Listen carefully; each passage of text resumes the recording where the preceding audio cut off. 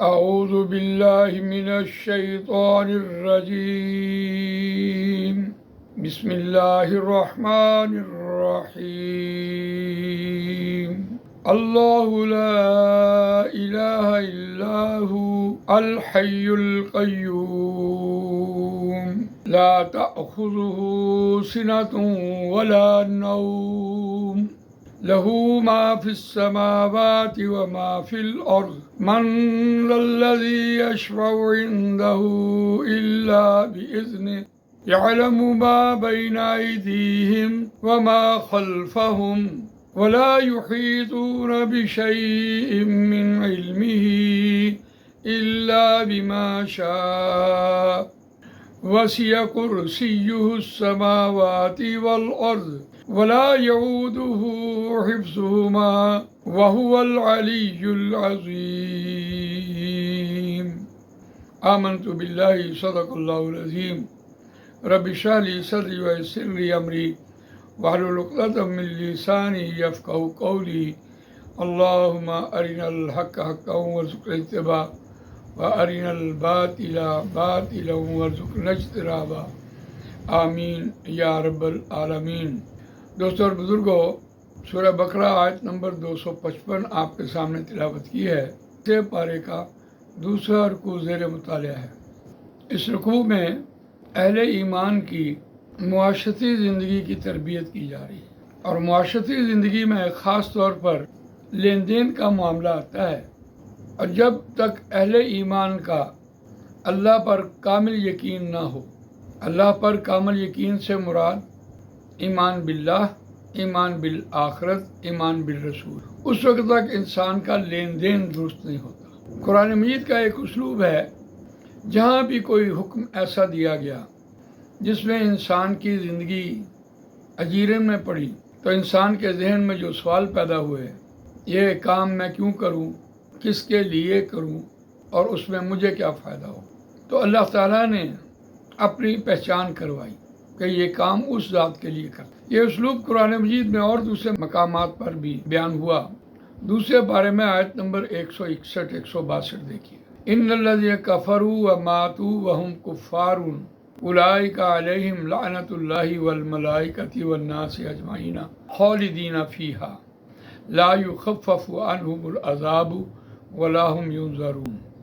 اس مقام پر قرآن مجید نے انسان کو، مسلمان کو سسٹم کے حوالے سے جو رہنمائی دی کہ نظام خلافت نافذ کرو، اور اس پر جو نہیں کاربند اترتے ان پر اللہ نے یہ وعید سنا دی۔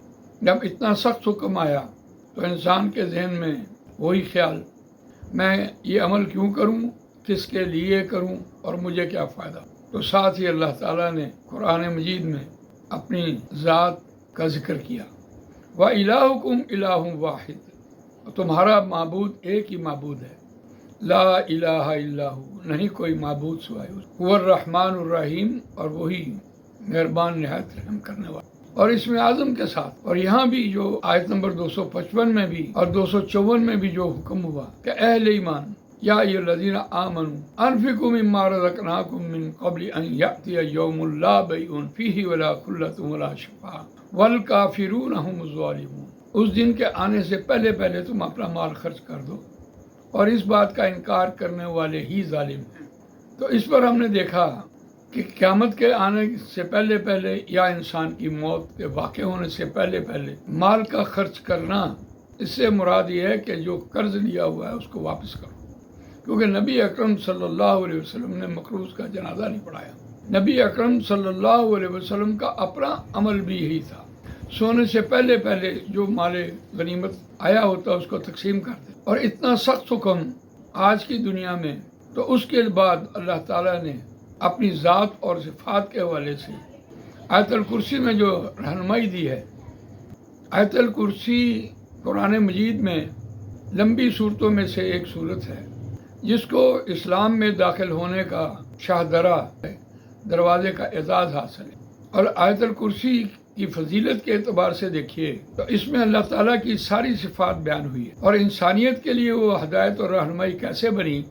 اللہ تعالیٰ نے انسان کے اندر جو روح پھونکی ہے، انسان کے اندر بھی وہی صفات موجود ہیں، لیکن وہ صفات چونکہ محدود ہیں اور انسان کی کمزوریاں بھی ہیں، ان کمزوریوں کا ایک ایک کا ذکر کر کے قرآن مجید نے ان اہل ایمان کو رہنمائی دی، جبکہ فضیلت کے اعتبار سے حضرت ابو ہریرہ رضی اللہ تعالی عنہ سے تیسری بار نبی اکرم صلی اللہ علیہ وسلم نے بیت المال کی حفاظت پر جو شیطان نے اس کو آیت الکرسی کا نسخہ دیا، اس پر رسول اللہ صلی اللہ علیہ وسلم نے فرمایا تھا تو وہ شیطان، لیکن کلیہ تمہیں صحیح دے گیا کہ اگر تم مال کی حفاظت کے لیے آیت الکرسی پڑھ دیا کرو تو مال محفوظ رہے گا۔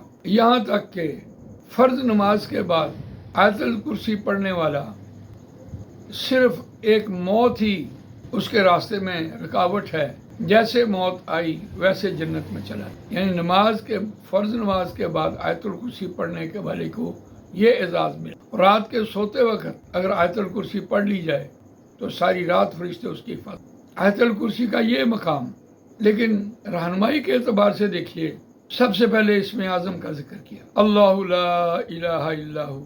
اللہ نے یہاں آ کر اس موقع پر اپنی ذات اور صفات دونوں کے حوالے سے بات کی ہے، نہیں کوئی معبود سوائے اللہ کے، لا نفی جنس ہے، الحی القیوم مرکب توصیفی ہے، زندہ ہے، تھامے ہوئے ہے، قائم رکھے ہوئے ہے، صدا سے ہے، صدا رہنے والا، قائم ہے، ہمیشہ سے ہے، ہمیشہ رہنے والا، اللہ کی صفت ہے، اور حی ہے، وہ زندہ ہے۔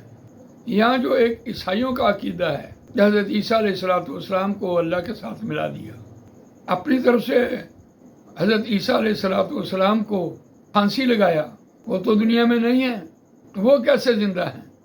اللہ کی ہستی کے ساتھ ملایا، اس کا یہاں یہ جواب دیا جا رہا ہے، ہمیشہ ہے، ہمیشہ سے رہنے والا، زندہ ہے۔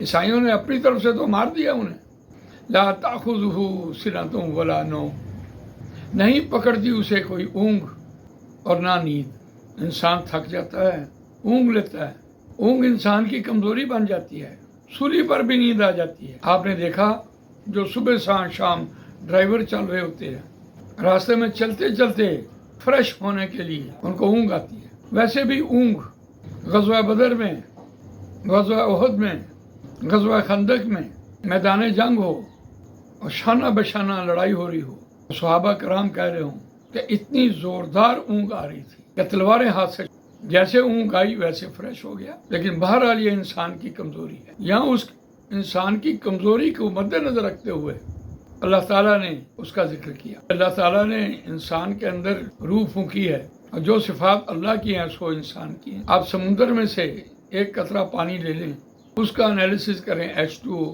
ایک گلاس میں سے لے لیں، اس کا انالیسس کریں H2O، تو اللہ کو اونگ بھی نہیں آتی۔ انسان کی جو صفات ہیں کمزوریوں کے اعتبار سے محدود ہیں، اور اللہ کی ساری صفات لامحدود۔ علامہ نے خوب کہا، اپنے من میں ڈوب کر پا جا سراغ زندگی، تو اگر میرا نہیں بنتا تو نہ بن، اپنا تو بن، اپنے اندر جھانکیں۔ حدیث بیان ہوئی ہے، من عرف نفسہ فقد عرف ربہ، جس نے اپنے آپ کو پہچان لیا اس نے اپنے رب کو پہچان لیا۔ اسی کو مد نظر رکھتے ہوئے علامہ نے جو اپنا کلام لکھا، وَلَا تَكُونُوا كَالَّذِينَ نَسُوا اللَّهَ فَأَنسَاهُمْ أَنفُسَهُمْ، سورہ حشر کی آیت ہے، اولئک هم الفاسقون، اور نہ ہو جاؤ ان لوگوں کی مانند جنہوں نے اپنے آپ کو بھلا دیا اور اللہ نے ان کو ان کی ذات سے غافل کر، وہی لوگ فاسق ہیں۔ تو اپنے آپ میں جھانک کے دیکھیں، اپنی کمزوریوں سے اپنے اللہ کی ذات کو پہچانیں۔ لہو ما فی السماوات و ما فی الارض، واسطے اسی کے ہے جو کچھ آسمانوں اور زمین میں ہے۔ حقیقت بات ہے، انسان نے مرنا ہے، کائنات اسی طرح رہ جائے گی۔ جو کچھ آسمانوں میں ہے اور جو کچھ زمین میں ہے اسی کی حمد بیان کر رہا ہے، اسی کے حکم کے تابع ہے۔ یہ جو ہم کھانا کھا رہے ہوتے ہیں وہ بھی اللہ سے پوچھ رہا ہوں، اس کے لیے میں کیا بنوں؟ اللہ تعالیٰ نے انسانوں کے لیے روزی فراہم کی ہے۔ جو انسان روزی کھا رہا ہوتا ہے، کہاں کوئی چیز پیدا ہوتی ہے، کہاں انسان کو مل رہی ہے؟ یہ اللہ تعالیٰ نے انسان کے لیے یہ سارے اسباب بنائے۔ لہو ما فی السماوات و ما فی الارض، واسطے اسی کے ہے۔ من ذا الذی یشفع عندہ الا باذنہ، کون ہے وہ شخص یا وہ ذات جو شفاعت کرے اس کے پاس مگر اس کی اجازت سے؟ آدمی یقیناً ایک سفارش کا محتاج ہے، جہاں کوئی کام پھنس جاتا ہے وہاں کوئی نہ کوئی سفارش ڈھونڈتا ہے کہ میرا کام آسان ہو جائے، اور پھر وہ جج صاحب کو جا کر جو سفارشی ہوتا ہے وہ کہتا ہے کہ آپ اس کے پاس موجود نہیں تھے، میں موجود تھا، میں گواہ ہوں، میری سفارش قبول کریں۔ تو سفارش تو اس کے پاس کی جاتی ہے جس کو علم نہ ہو۔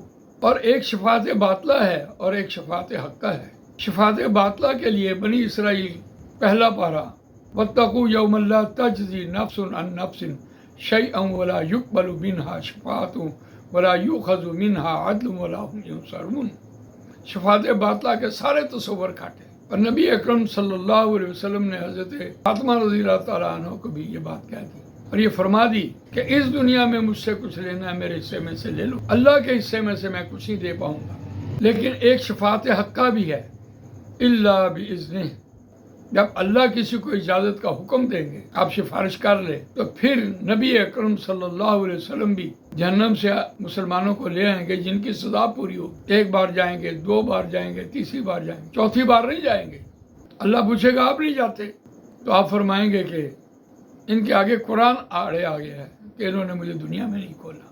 تو شفاعت حقہ جو ہیں اس پر ہر مسلمان کا ایمان ہے۔ جو پیدا ہوتے ہی فوت ہو گیا وہ بھی جنت کے باہر بیٹھا ہوگا اپنی ماں کی شفاعت کے لیے۔ شفاعت تو وہاں کی جاتی ہے جس کو علم نہ ہو، اور ایک شفاعت وہ بھی ہے کہ میدان حشر ہوگا اور تمام انسانیت سر اٹھائے ہوئے نفسی نفسی کہتے ہوئے ہر انبیاء کرام کے پاس جائیں گے، اور وہ نبی اکرم صلی اللہ علیہ وسلم کی طرف اشارہ، پھر نبی اکرم صلی اللہ علیہ وسلم سجدہ کریں گے، اور ایک وہ بھی شفاعت ہوگی۔ رسول اللہ صلی اللہ علیہ وسلم فرماتے ہیں کہ اس وقت میں جو اللہ کی حمد بیان کروں گا، میں نے اس سے پہلے کبھی اللہ کی حمد نہیں بیان کی ہوگی، وہ حمد نہیں بیان کی ہوگی۔ ظاہر بات ہے وہ سین ابھی آئے ہی نہیں، تو فرمائیں گے کہ یا اللہ یہ اضافی عذاب جو ہو رہا ہے اس سے انسانوں کو نجات دے، اور یہ بھی شفاعت ہو۔ اور ایک اور شفاعت ہم بھولے ہوئے ہیں کہ نبی اکرم صلی اللہ علیہ وسلم نے اپنے امت کے لیے جو اللہ تعالیٰ سے التجا کی کہ اس کو ساری کو ختم نہ کرنا، جس کی بدولت آج ہم جی رہے ہیں، اور یہ بھی تو ایک شفاعت ہے۔ لیکن سفارش تو اس کے پاس کی جاتی ہے، یعلم ما بین ایدیہم وما خلفہم، وہ جانتا ہے جو ان کے سامنے اور جو ان کے پیچھے ہے، اس کے پاس کی جاتی ہے جسے پتہ ہی نہ ہو۔ ولا یحیطون بشیء من علمہ الا بما شاء، اور نہیں احاطہ کرتی کوئی چیز اس کے علم میں سے مگر جتنا وہ چاہے۔ ہر چیز کا، کائنات کی ہر چیز کا علم اللہ کے پاس ہے۔ نبی اکرم صلی اللہ علیہ وسلم دعا مانگتے کہ اللہ مجھے چیزوں کی حقیقت کے بارے میں بتا۔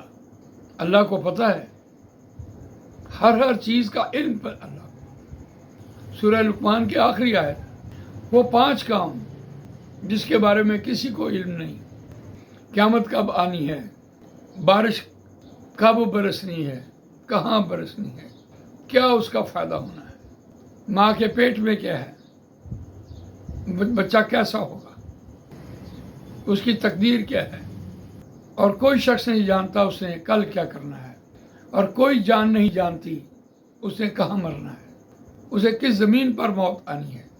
یہ 5 کام اللہ نے یہ بات قرآن مجید میں بیان کر دی۔ ان اللہ عندہ علم الساعۃ وینزل الغیث ویعلم ما فی الارحام وما تدری نفس ماذا تکسب غدا وما تدری نفس بأی ارض تموت ان اللہ علیم خبیر۔ سورہ لقمان کی آخری آیت۔ تو سفارش تو اس کے پاس کی جاتی ہے جس کے پاس کوئی علم نہ ہو۔ تو اللہ تعالیٰ تو علیم بذات الصدور ہے، اللہ علیم خبیر ہے۔ وسیع کرسی السماوات والارض، وسیع ہے اس کی کرسی، آسمانوں اور زمین پر چھائی ہوئی ہے۔ اس کرسی کا ترجمہ علم نہیں ہے، اس کرسی کا ترجمہ صحیح معنوں میں تخت ہے، تخت جس پر وہ براجمان ہے، اور وہ عرش ہے جس کو 8 فرشتوں نے اٹھایا ہوا ہے۔ سورہ حاق کا آیت نمبر 17 میں ہے، وَالْمَلَكُ عَلَىٰ أَرْجَائِهَا وَيَحْمِلُ عَرْشَ رَبِّكَ فَوْقَهُمْ يَوْمَئِذٍ ثَمَانِيَةٌ، اور فرشتے اس کے کناروں پر ہوں گے، اور اس دن آپ کے رب کا عرش اپنے اوپر اٹھائے ہوئے ہوں گے 8 فرشتے۔ اللہ تعالیٰ کا عرش جو ہے وہ کرسی ہے۔ وَلَا يَئُودُهُ حِفْظُهُمَا، اور نہیں تھکاتی زمین و آسمان کی حفاظت اللہ تعالیٰ کی ذات کو نہیں تھکاتی۔ ظاہر بات ہے، ایک تو انسان کی کمزوری تھک جانا ہے، اور دوسری بات انسان کی کمزوری ہے کہ کوئی اس کی حفاظت کرنے والا ہو۔ اور جب انسان کا ایمان اللہ پر ہو کہ اللہ ہماری حفاظت کرنے والا ہے، تو پھر اللہ تو سچا ہے۔ پوری کائنات کی حفاظت، ایک لمحہ سورج لیٹ ہو جائے، انسان کا کیا بنے؟ چاند ایک لمحہ لیٹ ہو جائے، ہر چیز کی حفاظت کا ذمہ اللہ نے لیا ہے۔ حفاظت کا مطلب نگہبانی تو ہے، لیکن اس کا ایک ٹائم پیریڈ مقرر ہے۔ درخت پہ کس پتے نے کب سوکھنا ہے، کہاں اس نے گرنا ہے، کہاں وہ کھاد بننی ہے، کہاں کس بکری نے کھانا ہے، اور کس بکری نے کہاں گوشت دینا ہے، اور کس انسان نے کھانا ہے۔ اس کی حفاظت میں ٹائم پیریڈ بھی ہے، ٹائم لمٹ بھی ہے۔ جیسے ہم حفاظتی رکھ رہے ہوتے ہیں، یہ ہماری کمزوری ہے، اللہ ہماری حفاظت کرتا ہے، اور ہر ایمان والے کی حفاظت فرشتوں کے ذریعے ہو رہی ہوتی ہے۔ وَلَا يَؤُودُهُ حِفْظُهُمَا وَهُوَ الْعَلِيُّ الْعَظِيمُ، اور وہ علی مرتبہ ہے، بڑا علی مرتبہ ہے۔ اور یہ دونوں علی، یہ سپرلیٹو ڈگری ہے، بلند ہونا، سب سے زیادہ بلند۔ آج ہم نے اپنی معاشرتی زندگی میں آیت الکرسی کے مقام کو دیکھا کہ اللہ تعالیٰ نے جو بات یہ کہی کہ اسلام کا دروازہ ہے، تو یقیناً اللہ تعالیٰ نے یہاں اپنی ذات اور اپنی صفات کے حوالے سے کامل بیان ہمارا۔ اللہ تعالیٰ میں قرآن مجید پڑھنے، سمجھنے اور اس پر عمل کرنے، اس کو دوسروں تک پہنچانے کی توفیق عطا فرمائے۔